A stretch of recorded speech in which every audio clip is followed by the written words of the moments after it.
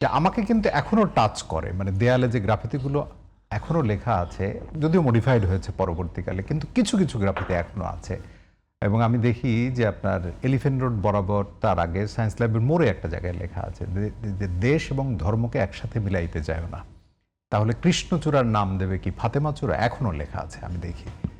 আপনার কি মনে হয় কিনা মাওলানা ভাসানীর সেই বিখ্যাত উক্তি, এবং সেটি একদম জুলাই অভ্যুত্থান পরবর্তী সময় আপনি যদি নির্মোহভাবে বলেন, মানে আমরা কি ভাসানীকে তখন বারংবার এই অভ্যুত্থানের আন্দোলনময় দিনগুলোতেও কিন্তু উচ্চারিত হয়েছে, কিন্তু পরোক্ষ নেই সেটি রক্ষা করা গেছে? বা এনসিপির জায়গা থেকে যদি বলি যে ধর্মকে এক করতে যেও না, এনসিপির কর্মকাণ্ডে কি সেটি আসলে তফাৎ রাখা গেছে? এনসিপির কর্মকাণ্ডে কোথায় আসলে জিনিসটা আটকে গেছে আমি ঠিক জানি না।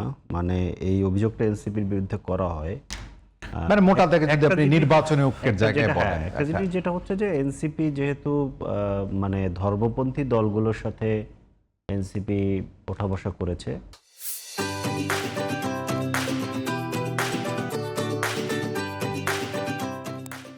তো সেই জায়গাটা থেকে একটা এই অভিযোগটা মানে করা তার হয়। কমিটমেন্ট কিন্তু এরকম ছিল না, না। ধর্মপন্থী দলগুলোর সাথে কমিটমেন্ট এখন এখানে ব্যাপারটা হচ্ছে, মানে আপনাকে এই অনেকগুলো জায়গা থেকে জিনিসটা দেখতে হয়। ব্যাপারটা হচ্ছে যে ধর্মপন্থী দলগুলো শরিয়া কায়েম করতে চায়, এটা তাদের পলিটিক্স। এনসিপি কি সেটা চায় কিনা, কিংবা ধরেন যারা শরিয়া কায়েম করতে চায় কিন্তু আপনার সমাজের অংশ, তাদেরকে আপনি নিয়ে একটা গণতান্ত্রিক পলিটিক্সের দিকে যদি না নিয়ে যান, তাহলে তো এই অংশটা অলওয়েজ ধরেন আপনার মানে কি বলে যে তার জিনিসকে বাস্তবায়ন করার জন্য সে অলওয়েজ একটা কেওটিক সিচুয়েশন ক্রিয়েট করতে পারে, তাই না? সেক্ষেত্রে তার তো একটা অগ্রগামী ভূমিকা লাগবে। এইখানে তো আপনার একটা ধরেন ভূমিকা লাগে। সো আপনি সেই অগ্রগামী ভূমিকা কি আছে? অবশ্যই আপনি কি মানে 11 দলীয় জোটের যে ধরেন নির্বাচনী ঐক্য, যেটা নির্বাচনী ঐক্যকে আপনি কোথাও দেখেছেন যে শরিয়া কায়েম করতে চায়? আমরা তো একটা গণতান্ত্রিক রাষ্ট্রের সংস্কার চাচ্ছি। সো আপনি তাদেরকে যে এখানে আনতে পারলেন, এইটার কৃতিত্ব আপনি কেন আমাদেরকে দেন না? এটা একটা ব্যাপার।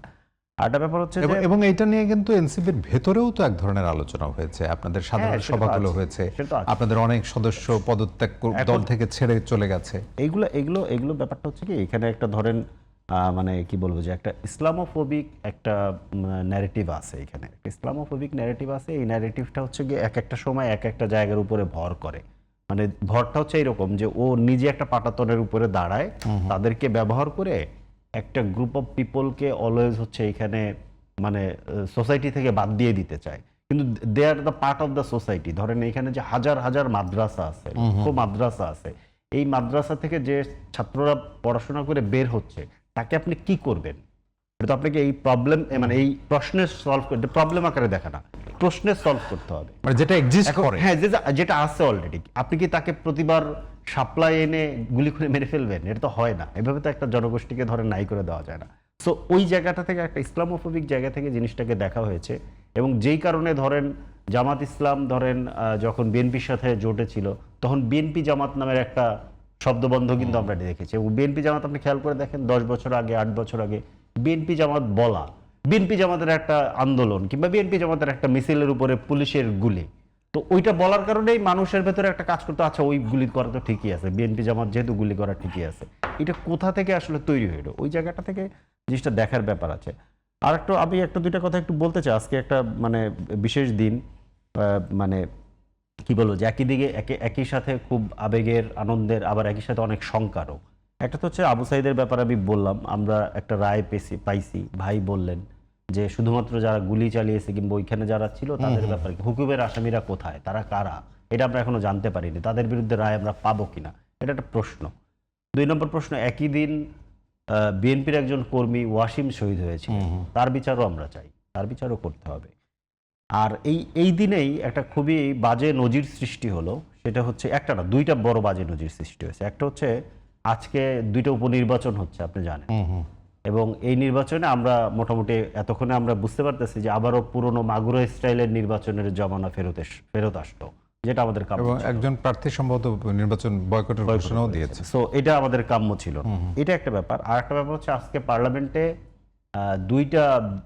দুইটা বিষয়ের উপরে বিল পাশ হয়েছে। এর ভিতরে একটা হচ্ছে যে বিচার বিভাগের স্বাধীনতা প্রশ্নে 2টা বিল, আর হচ্ছে মানবাধিকার কমিশন প্রশ্নের 2টা বিল। মানবাধিকার কমিশন প্রশ্নের বিলে যখন উত্থাপন বিরোধী দলের পক্ষ থেকে হাসনাত আব্দুল্লাহ বক্তব্য দিলেন, এরপরে আইনমন্ত্রী বক্তব্য দিচ্ছিলেন। আমি কিছু সময় আমি ইয়েটা দেখছিলাম আর কি, লাইভটা দেখছিলাম, পরে আর সুযোগ পাইনি।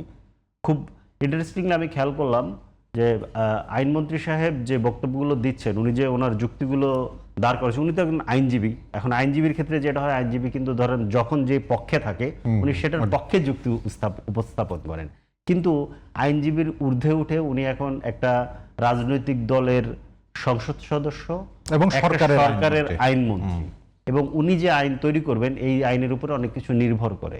কিন্তু গুরুত্বপূর্ণ হচ্ছে উনি যুক্তি দেওয়ার ক্ষেত্রে 2009-এর যে মানবাধিকার কমিশন আইন, সে আইনের পক্ষে একটা যুক্তি দিচ্ছিলেন, যে আইনটা দিয়ে ওনারা বলেছিলেন ইভেন মানে বর্তমান যে সেক্রেটারি বিএনপির মহাসচিব উনিও বলেছেন যে এটা বিরোধী দল দমন কমিশন, মানবাধিকার কমিশন বিরোধী দল দমন কমিশন। ওই একই আইন রক্ষা করার জন্য উনি যে যুক্তি দিলেন, এই যুক্তির পক্ষে আমি দেখলাম যুক্তির পক্ষে কোনো একটা সময় বিরোধী মানে সরকারি দলের প্রায় সকল সদস্য টেবিল চাপড়ে ওইটাকে বাহবা দিলেন। তো আপনি পুরনো হাসিনার করে যাওয়া মানবাধিকার কমিশন এবং মানবাধিকার আইন দিয়ে কিভাবে বাংলাদেশে আপনি মানবাধিকার দিবেন আমি জানি না। কারণ গণতান্ত্রিক রাষ্ট্রে খুব বেসিক কিছু জিনিস আছে, সেটা হচ্ছে যে বিচার বিভাগের স্বাধীনতা লাগবে, নির্বাহী বিভাগ আইন বিভাগ আলাদা হবে, এবং প্রতিষ্ঠানগুলো নির্বাহী বিভাগের মুক্ত থাকতে হবে, মানবাধিকার লাগবে জনগণের, এবং বাক স্বাধীনতা লাগবে। বাক স্বাধীনতার প্রশ্নে আপনি অলরেডি এটা উল্লেখ করেছেন, আমি আবারও বলি, সেটা হচ্ছে যে ভাই যেটা বলছে ঠিক আছে, ওনার পোস্টের ভেতরে সমস্যা থাকতে পারে, তাহলে আপনি ডিজিটাল নিরাপত্তা আইনে মামলা কেন দিলেন? তার মানে মামলাটা দিতে পারেন, এটা ছিল না। ওনাকে গ্রেফতার দেখানো হয়েছিল কিন্তু 54 ধারায়, সেই কুখ্যাত 54 ধারা। তার মানে এই যে কথা বললেই আবার ধরে নিয়ে জেলে নিয়ে যাওয়া, এটা কিন্তু অলরেডি আবার মানে আমরা এই সম্ভাবনা দেখতে পাচ্ছি।